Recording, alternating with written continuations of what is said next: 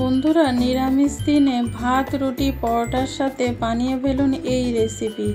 হ্যাঁ বন্ধুরা, এটা আমি বানিয়েছি কুমড়োর একটা রেসিপি। যারা কুমড়ো খেতে পছন্দ করে না, কুমড়ো দেখলে একদম নাক উঁচু হয়ে যায়, তাদেরকে এই রকমভাবে একবার বানিয়ে খাইয়ে দেখুন। তারা তো আপনার প্রশংসা করবেই, নিজেরাই কিন্তু বাজার থেকে কুমড়ো কিনে নিয়ে আসবে। ভিডিওটা প্রথম থেকে লাস্ট পর্যন্ত দেখার অনুরোধ রইল। আমি সুস্মিতা রান্নাবান্নায় স্বাগত জানাচ্ছি। ভিডিওটা ভালো লাগলে লাইক কমেন্ট অবশ্যই করে দিও, আর শেয়ার করতে কিন্তু ভুলো না। চলো ভিডিওটা দেখে নেওয়া যাক।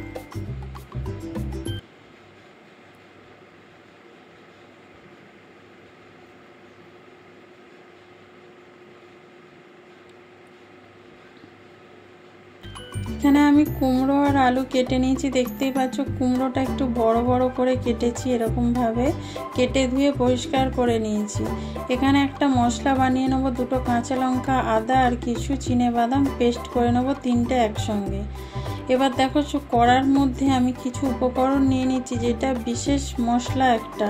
এখানে নিচে 1 চামচ গোটা জিরে, তারপরে নিয়েছি 1/2 চামচেরও কম 5 ফোড়ন, তারপরে নিয়ে নিলাম এখানে 1 চামচ কসুরি মেথি। এই 3টেকে শুকনো কড়ায় ভালো করে ভেজে ঠান্ডা করে গুঁড়ো করে আমি রেখে দেবো। দেখো বন্ধুরা, যত গরম হচ্ছে কিন্তু কসুরি মেথিগুলো দেখতেই পাচ্ছ সবুজ হয়ে যাচ্ছে। এতে কিন্তু সেন্ট খুব সুন্দর হয় আর স্বাদও কিন্তু বেড়ে যায়। সেই জন্য 3টেকে এরকমভাবে ভেজে আমি নামিয়ে গুঁড়ো করে নেব। এবার কড়ার মধ্যে তেল দিয়েছি, তেলটা ভালো করে গরম হয়ে গেলে কুমড়োগুলো আমি দিয়ে দিচ্ছি। আলু আর কুমড়ো ভালো করে একটু ভেজে নিতে হবে, লাল লাল করে প্রথমে আমি ভেজে নেব। এখানে আমি তেলটা একবারেই বেশি করে দিয়ে দিয়েছি, দিয়ে আমি ভালো করে একটু ভেজে নিচ্ছি। আমি নুন হলুদ দিয়ে কিন্তু কুমড়ো আর আলুটা ভাজবো। এখানে দেখো দিয়ে দিচ্ছি অল্প করে একটু নুন, ভাজার মতন নুন দিচ্ছি।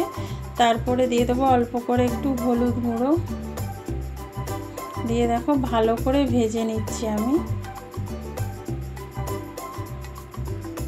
একটু সময় ধরে এটা একটু ভেজে নিতে হবে। এখানে কিন্তু ভাজা হয়ে গেছে, দেখতেই পাচ্ছ একদম লাল লাল করে। এবার আমি নামিয়ে নেব। এরকম লাল লাল করেই আলু আর কুমড়োটা ভেজে নিতে হবে, কেউ বুঝতেই পারবে না যে এটা কি খাচ্ছে। তেলের মধ্যে দিয়ে দিলাম অল্প করে একটু 5 ফোড়ন, তারপরে দিয়ে দেবো এর মধ্যে ক্যারি পাতা। তোমরা চাইলে এটা দিতে পারো, নাও পারো, তবে ক্যারি পাতা দিয়ে এই রান্নাটা করে দেখবে, গন্ধটা খুব সুন্দর আসে। তোমরা ক্যারি পাতার বদলে ধনে পাতাও এই রেসিপিটায় ব্যবহার করতে পারো। এবার দিয়ে দিচ্ছি মশলা, আদা, কাঁচা লঙ্কা, চিনেবাদাম যে একসঙ্গে বেটে নিয়েছিলাম, সেই মশলাটা দিয়ে দিচ্ছি। সেই মশলাটা দিয়ে এখানে দেখো ভালো করে কষিয়ে নেব। দেখো এখানে দেখতেই পাচ্ছ কত সুন্দর মশলাটা কষানো হচ্ছে, তেল ছেড়ে দিয়েছে। এবার দিয়ে দিচ্ছি এর মধ্যে 1 চামচ জিরে গুঁড়ো। এখানে কিছু শুকনো উপকরণ আমি দেব। তারপরে দিয়ে দেবো এখানে পরিমাণ মতন হলুদের গুঁড়ো এখানে দিয়ে দিলাম। তারপরে দিয়ে দেবো এর মধ্যে আমি ঝাল লঙ্কার গুঁড়ো। তোমরা চাইলে দিতে পারো, নাও পারো, কারণ 2 কাঁচা লঙ্কা আমি এখানে পেস্ট করেছি, কিন্তু আমি একটু ঝালের জন্য দিলাম ঝাল লঙ্কার গুঁড়ো। তারপরে এখানে দিয়ে দেবো আমি চিনিটা মিষ্টি, কুমড়োর তরকারিতে একটু চিনি মিষ্টি না হলে খেতে ভালো লাগে না, সেজন্য এখানে আমি চিনি দিয়েছি। তারপরে দিয়ে দিলাম পরিমাণ মতো নুন দিয়ে এবার ভালো করে মশলাটা কষিয়ে নেব। দেখো বন্ধুরা, মশলাটা কষানো কত সুন্দর হচ্ছে। আর এটা কিন্তু অনবরত নাড়তে হবে, যেহেতু বাদাম দেওয়া আছে, এটা না নাড়লে না নিচে লেগে যাবে। এবার যাতে না লেগে যায় সেজন্য আমি একটু অল্প করে জল দিয়ে দিলাম, দিয়ে আবার মশলাটা খুব সুন্দর করে কিন্তু কষিয়ে নিতে হবে, যাতে কাঁচা বাদামের গন্ধ চলে যায়, কাঁচা আদাটা গন্ধ চলে যায়। খুব সুন্দর করে কষিয়ে যখন তেল ছেড়ে দেবে, তখন কিন্তু বুঝতে হবে মশলাটা কষানো হয়ে গেছে। দেখতেই পাচ্ছ এখানে মশলা কষানো হয়েছে। এবার দিয়ে দিলাম আমি একটা টমেটোটাও এর মশলার সাথে কষিয়ে নেব, যাতে টমেটোটা গলে যায় আর মশলাটা খুব সুন্দর করে কষানো হয়ে যায়। এমনিতেও মশলাটা খুব ভালোভাবে কষানো হয়েছে, তোমরা দেখতেই পাচ্ছ তেল ছেড়ে দিয়েছে পুরোপুরিভাবে। দেখো কত সুন্দর হয়েছে, কালারটাও কত সুন্দর এসেছে। নিরামিষ তরকারি এইভাবে যদি বানিয়ে দেওয়া যায়, কার না মুখে ভালো লাগবে। যারা নিরামিষ পছন্দ করে না তারাও কিন্তু চেটে পুটে খাবে। দেখো টমেটোগুলো নরম হয়ে গেছে বলে আমি একটু ভেঙে ভেঙে দিচ্ছি।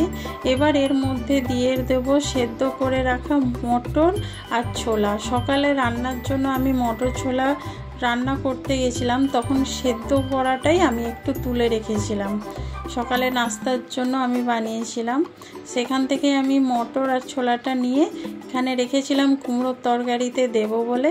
দেখো মশলার মধ্যে ছোলা আর মটরটা দিয়ে খুব সুন্দর করে একটু কষিয়ে নিচ্ছি। যেহেতু ছোলা মটরটা আমি আলাদা করে ভাজিনি, সেই জন্য আমি এখানে মশলা কষার সময় দিয়ে দিলাম। এখানে কষানো হয়ে গেছে দেখতেই পাচ্ছ। এবার এর মধ্যে দিয়ে দেবো ভেজে রাখা আলু আর কুমড়ো।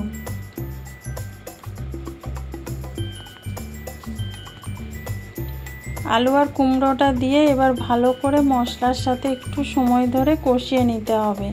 এই কষানোটাই যত সুন্দর হবে রেসিপিটা ততই কিন্তু খেতে ভালো লাগবে। রান্নাটা কিন্তু একদম বেশিক্ষণ সময় লাগে না, খুব তাড়াতাড়ি হয়ে যায়। আর তোমাদের কাছে যদি এরকম ছোলা মটর সেদ্ধ না থাকে, তোমরা কিন্তু ভাজা বাদাম এখানে বাদামকে ভেজেও এখানে ব্যবহার করতে পারো, সেটাও কিন্তু খেতে ভালো লাগে। দেখো একটু আমি সময় ধরে মশলাটা কষিয়ে নিচ্ছি, তোমরা দেখতেই পাচ্ছ।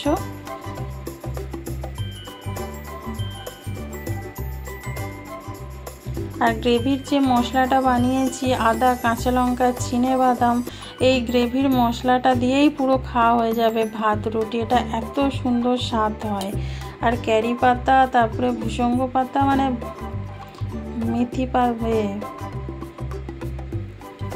এবার দিয়ে দেবো এর মধ্যে জলটা দিয়ে ভালো করে চাপা দিয়ে লো আঁচে আমি রান্নাটা করে নেব, যাতে ভালোভাবে আলু কুমড়োটা সেদ্ধ হয়ে যায়। মটরটা তো সেদ্ধ করাই আছে, কুমড়ো আর আলুটা যাতে ভালোভাবে সেদ্ধ হয়ে যায়, সেজন্য লো আঁচে এটা রান্নাটা আমি করে নেব। চাপা দিয়ে আমি 5 মিনিট রেখে দেবো। 5 মিনিটে কিন্তু এটা পুরোপুরিভাবে সেদ্ধ হয়ে যাবে। দেখো ভাজতে ভাজতে কিন্তু অনেকটাই আলু সেদ্ধ হয়ে গেছে, একটা সেদ্ধ হয়ে গেছে, একটা বাকি আছে। দেখো 5 মিনিট পর তোমাদের দেখাচ্ছি। দেখো দেখতেই পাচ্ছ এখানে সব কিছুই কিন্তু সেদ্ধ হয়ে গেছে। এখানে এতটা যে ঝোল দেখছো, এতটা ঝোল কিন্তু থাকবে না, শুকনো হয়ে যাবে। দেখো একদম পুরো গলে গেছে, প্রত্যেকটা আলুই গলে গেছে। দেখো কত সুন্দর সেদ্ধ হয়ে গেছে, দেখতেই পাচ্ছ। এবার নামানোর আগে দিয়ে দেবো সেই ভাজা মশলা, যেটা জিরে 5 ফোড়ন ভেজে গুঁড়ো করে রেখেছিলাম, আর দিয়েছিলাম মেথি পাতা। এই 3টেকে আমি গুঁড়ো করে নিয়েছিলাম একটু ভেজে। সেই 3টে মশলার গুঁড়োটাই আমি এখানে নামানোর আগে দিয়ে দিলাম। এইটা দেয়া মাত্রই যে কি সেন্ট ছাড়ছে তোমাদের কি বলবো। তোমরা অবশ্যই এইভাবে একবার বানিয়ে দেখো। যারা কুমড়ো খেতে পছন্দ করে না তারা কিন্তু হাত চেটে পুটে খাবে। এটা এতটাই সুন্দর হয়। আর দেখো গ্রেভিটাও কিন্তু অনেকটা ঘন হয়ে গেল, তোমরা দেখতে পাচ্ছ। এবার নামিয়ে এটা মিশিয়ে আমি 1 মিনিট ফুটিয়ে নেব। ফোটাবার পরে তারপরে আমি নামিয়ে নেব, তাহলে কিন্তু অনেকটাই ঘন হয়ে যাবে। তার 1 মিনিট ফুটিয়ে নিয়েছি, এটা আরও একটু ঘন হয়ে গেছে। এবার নামিয়ে নেব। এইরকম না রাখলে কিন্তু অনেকটাই পুরো শুকনো হয়ে যাবে, ঠান্ডা হলে গ্রেভিটা কিন্তু আরও অনেক গাঢ় হয়ে যাবে। তোমরা কিন্তু নামিয়ে গরম ভাতের সাথে, রুটির সাথে, পরোটার সাথে, যে কোনো জিনিসের সাথে কিন্তু এটা খেতে পারো, এতটাই সুস্বাদু হয়। দেখতেই পাচ্ছ কতটা লোভনীয় হয়েছে। তাহলে বন্ধুরা আজকের রেসিপি কেমন লাগলো প্লিজ কমেন্ট করে অবশ্যই জানিও। ভিডিওটা যদি ভালো লেগে থাকে লাইক কমেন্ট শেয়ার অবশ্যই করো। ভিডিওটা তোমাদের কেমন লাগছে সেটা অবশ্যই জানাতে কিন্তু ভুলো না। কালকে আবার দেখা হবে নতুন কোনো ভিডিওতে।